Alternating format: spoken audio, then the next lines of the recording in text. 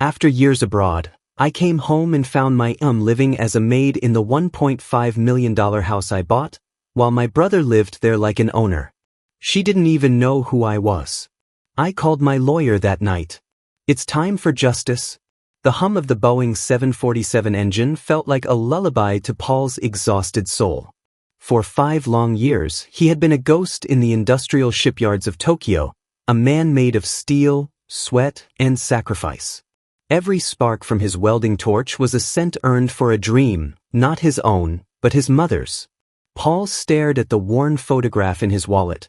His mother, Matilda, smiling in front of their dilapidated shack. Beside her stood Colin, his younger brother, the one Paul had entrusted with every penny he earned. "I'm coming home, Ma," Paul whispered, his thumb tracing the edges of the photo. "The palace I promised you is finally yours." In Paul's mind, the plan was flawless. He had sent home over $400,000, a fortune back in their suburban Los Angeles neighborhood. He had instructed Colin to buy the finest house on the hill, furnish it with velvet and silk, and ensure their mother never had to lift a finger again. Colin's emails were always glowing. "Ma is treated like a queen, Paul. She spends her days in the garden and her nights watching the sunset from the balcony.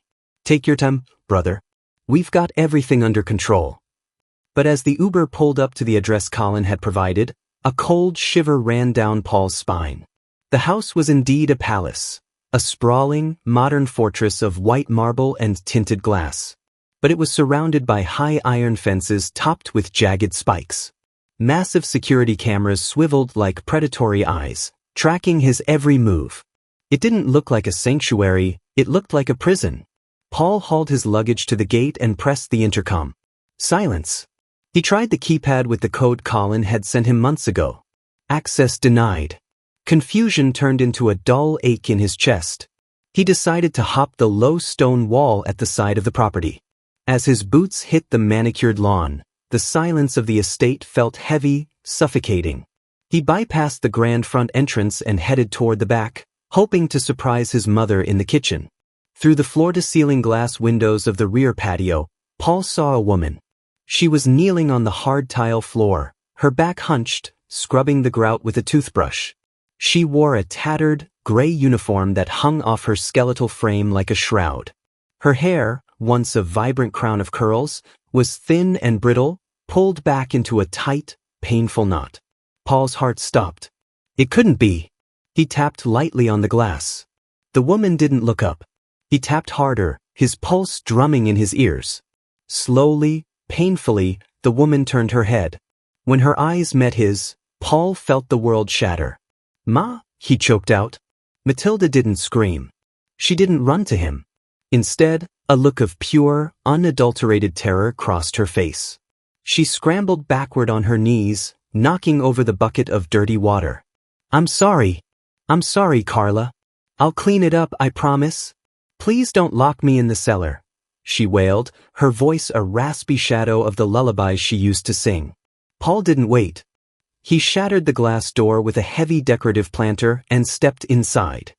He grabbed his mother, pulling her into his arms, but she was as light as a bird, her bones protruding through her skin. "It's me, Ma. It's Paul. I'm back." The terror in her eyes didn't fade, it deepened. She clutched his shirt with trembling hands, whispering urgently, "You have to go, Paul. If Colin finds you here, he'll hurt you.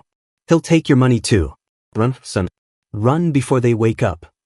Just then, the sound of heavy footsteps echoed from the grand staircase.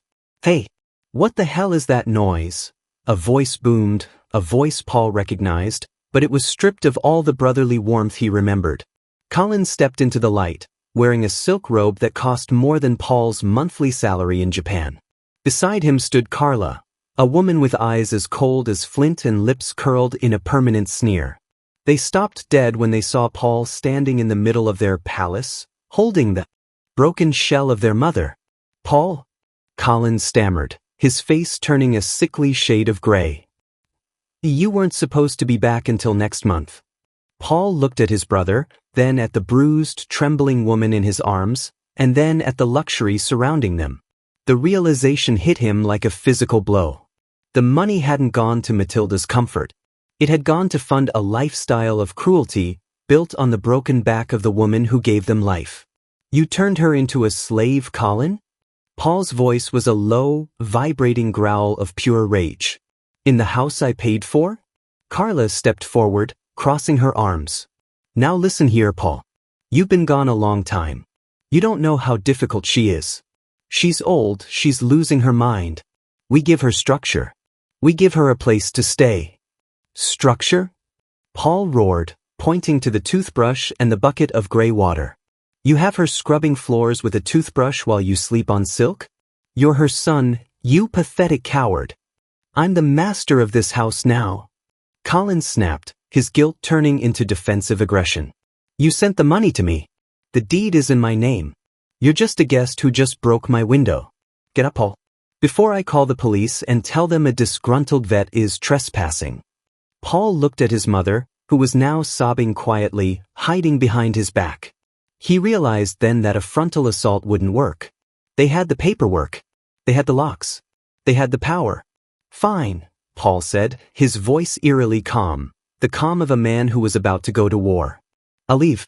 But I'm taking Ma with me. She isn't going anywhere, Carla smirked. She has a medical condition. We are her legal guardians. If you take her, it's kidnapping. Paul felt the trap closing.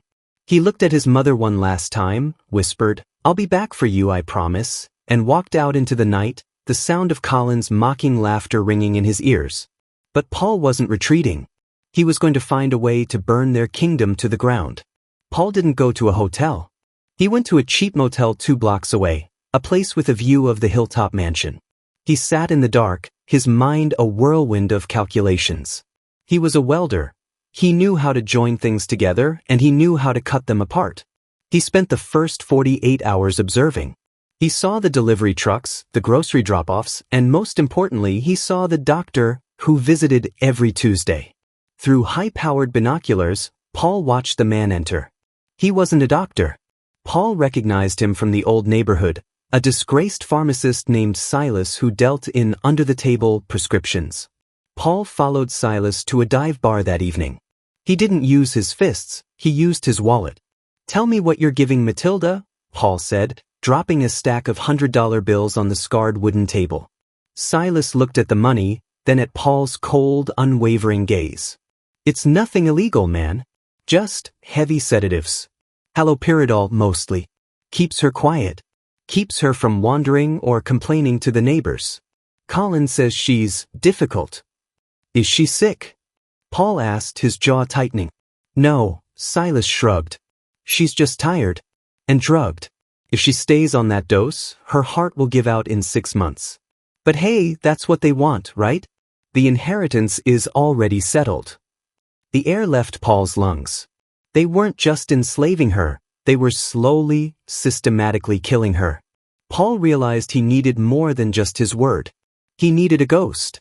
He reached out to an old contact from his time in Japan, a private investigator named Sarah who specialized in corporate espionage. I need eyes inside that house, Paul told her. Every room. Every conversation. That's a tall order, Paul. That place is a fortress, Sarah replied. I built that fortress, Paul said. I know the ventilation system. I know where the service lines run. I'll get you in. Over the next week, Paul and Sarah orchestrated a brilliant infiltration. Disguised as HVAC technicians responding to a gas leak report Paul had surreptitiously called in, they entered the mansion. While Colin and Carla were busy arguing with the utility company on the phone, Paul slipped into the attic. He didn't just plant cameras. He saw the reality of his mother's life. He found her room, a windowless closet in the basement with nothing but a thin mat. On the floor and a bucket. There were no pictures of him. There was no velvet. There was only the smell of bleach and despair. He planted a micro-recorder under the dining table. That night, Paul sat in his motel room, headphones on, listening. We need to speed it up, Colin, Carla's voice came through, sharp and venomous. Your brother is sniffing around. If he finds the forged deed papers in the safe, we're done. I know, Colin's voice was shaky. But Silas says the dose is already at the limit. Any more and the coroner will notice. The coroner is my cousin, you idiot. Just do it. By the time Paul gets a lawyer, we'll have sold the house and be halfway to Spain. That old bat has lived long enough anyway. Paul gripped the edge of the desk until his knuckles turned white. He had enough for a criminal case, but he knew the system. Colin had money, Paul's money, and could hire the best lawyers to drag this out for years. Years his mother didn't have. He needed a masterpiece of a sting. He needed to make them confess in a way they couldn't escape. The following Monday, Paul made a move that confused everyone. He showed up at the front gate with a white flag, literally. He asked for a meeting. Colin and Carla met him in the grand foyer, looking smug. "I'm here to apologize," Paul said, his voice trembling with fake defeat. "I realized you're right. I've been away too long. I don't know the burden of caring for Ma. I have another $100,000 in a Japanese offshore account. I want to give it to you, in exchange for a peaceful departure. I'll sign away any claim to the house. I just want to take Ma to a nursing home and never see you again." Long tam, as the Vietnamese say, the greed sparkled in Carla's eyes. $100,000? Cash. Transferable today, Paul lied. But I want one last family dinner. Tonight. In this house. I want to say goodbye to Ma properly. We eat, I sign the papers, I give you the account details, and I disappear. Colin looked at Carla. A dinner was a small price for $100,000 and total legal immunity. Fine. 7 p.m. Don't be late. That afternoon, Paul didn't prepare a suitcase. He prepared a stage. He coordinated with Sarah and a team of movers, who were actually off-duty police officers he'd hired through a legal firm. At 7 p.m., Paul arrived. The table was set. Matilda was brought up from the basement, scrubbed clean and dressed in a dress that was years too big for her. She looked at Paul with hollow eyes, her mind clouded by the afternoon's medication. "Ma, look at me," Paul whispered, leaning in. He slipped a small, fast-acting charcoal pill into her hand. "Swallow this. Now." The dinner was a masterclass in tension. Carla boasted about their plans for the money. Colin drank heavily, celebrating his victory. To family, Colin toasted, raising a glass of expensive wine. "And to knowing when you're beaten." Paul smiled. "Oh, I haven't even started yet." Suddenly, the lights flickered. A loud, rhythmic thumping began to echo through the walls. "What's that?" Carla demanded, standing up. "That," Paul said, checking his watch, "is the sound of your world collapsing." On the giant 80-inch TV in the living room, which Colin had used to watch sports, a video began to play. It wasn't a movie. It was a montage. It showed Carla slapping Matilda. It showed Colin dragging her by the arm into the basement. It showed them discussing the lethal dose at the dining table. The audio was crystal clear. "Where did you get that?" Colin screamed, lunging for the TV. "I'm a welder, Colin," Paul said, standing up and towering over his brother. "I know how to build things. And I built a 24/7 broadcast of your crimes. Right now, this video is being streamed live to the local police department, the district attorney, and every news outlet in the city." "You're lying," Carla shrieked. At that moment, the front doors, the ones Paul had helped repair earlier that day, were blown off their hinges. Not by police, but by the sheer force of the movers Paul had hired, led by a high-ranking detective with a warrant. "Colin and Carla Miller," the detective shouted, "you are under arrest for elder abuse, attempted murder, and financial fraud." As the handcuffs clicked into place, Colin began to cry. "Paul, please. We're brothers." Paul didn't even look at him.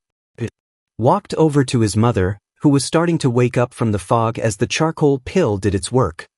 He picked her up in his arms, her head resting on his shoulder. "The house is gone, Colin," Paul said over his shoulder.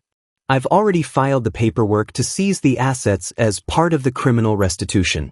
You didn't just lose the money. You lost your soul." The trial was a media sensation, but Paul and Matilda weren't there to see it.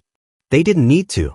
The evidence Paul had gathered was so overwhelming that Colin and Carla's lawyers advised them to plead guilty to avoid a life sentence. Colin received 18 years. Carla, the mastermind, received 22.